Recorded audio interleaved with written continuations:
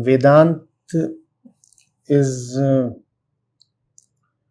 the culmination of the philosophy of the Vedas. So the Vedas are encyclopedic in nature. They talk about a lot of things. Their topmost philosophical content is known as Vedanta. So the Vedas originated in India. So Vedanta is a very much homegrown philosophy of the soil. That's the relationship between Vedanta and territorial India. And if we talk of India, the living conscious entity, then Vedanta is the root from which all the philosophical systems in some way or the other take their nutrition. So we have had so many streams of thought in India. We have had religions, sects and their branches and so much else. But the undeniable fact is that all of that finds its inspiration in Vedanta. In fact, it would not be an exaggeration to say that there can be no spirituality without Vedanta. Vedanta talks of and addresses such a simple and fundamental issue that you cannot avoid it if you want to live in truth, if you are someone who wants to understand life. So that's Right. Vedanta for beginners. Superb. Acharya ji, that's what I was asking. That is beautiful. That's almost like Sanatan Dharma, right? The eternal principles of life, where that is the foundation. And how old is this belief system in India? Are there any traces? Are there, like, can we trace it? First of all, it is not a belief system. Religions are belief systems.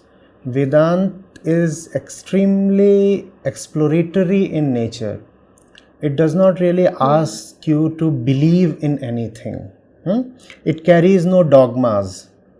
It carries no fables, no stories. You really don't need to posit anything, assume anything, or take anything for granted. That's the fundamental beauty of Vedanta. Experiential in nature. Not even experiential, because even experience depends on the experiencer. Therefore, all experience is in some way subjective and therefore flawed and open to questioning. What you experience might be very different from someone else does or what I do, right? The three of us might have the same object in front of us, yet our experience with respect to the object might be entirely different. So therefore, experience too cannot be taken as the truth. This is the level of rigor at which Vedanta operates. It goes right to the experiencer, to the entity that says I. I live, I feel, I sense, I say, I think, and questions it. Who is that entity? From where does it come? How much trustworthiness does it have? That's Vedanta. Beautiful. Yes, there is a saying, Aham Brahmasmi. So I am that I am. And does that also mean that, it is us who reincarnate again and again, and that is why in different forms? Before we move ahead, I just forgot to answer the second part of your question. How old is Vedanta? You see,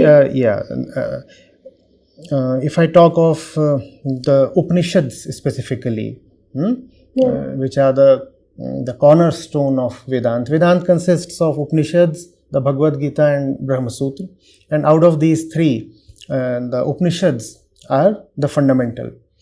Then the oldest Upanishads, you could say, were written, composed around around 4,000 years back, and from that time onwards it has been a continuous stream, right? So there are Upanishads then that were composed before the Buddha. Then there are Upanishads that were composed in the Buddhist age. Then there are Upanishads that have been composed in the Christ era, and the most recent of the Upanishads are no more than 1,000 years old. So that's the chronology. It's not one particular book, the Upanishads. These are parts.